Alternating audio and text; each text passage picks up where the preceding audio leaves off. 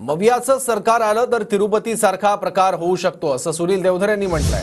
पंढरपूर शिर्डीच्या लाडूंमध्ये तिरुपती सारखा प्रकार होऊ शकतो। भाजप नेते सुनील देवधर यांनी मवियावर निशाणा साधलाय।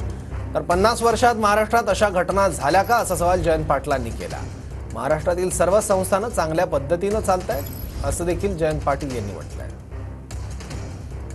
जर येणाऱ्या निवडणुकांमध्ये मवियाकडे जर महाराष्ट्राच्या जनतेने कौल दिला, मला भीती अशी वाटते की ह्यांचं जर उद्या सरकार आलं तर पंढरपूरचे लाडू किंवा अंबाबाई महालक्ष्मीचे लाडू, शिर्डीच्या साईबाबांचे लाडू याच्यामध्ये सुद्धा सगळ्या अशा गोष्टी होऊ शकतील।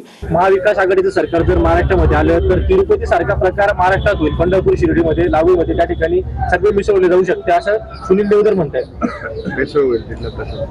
असं आहे की अशा महाराष्ट्रामध्ये आमचं सरकार आजपर्यंत होतं, कधी झालं का?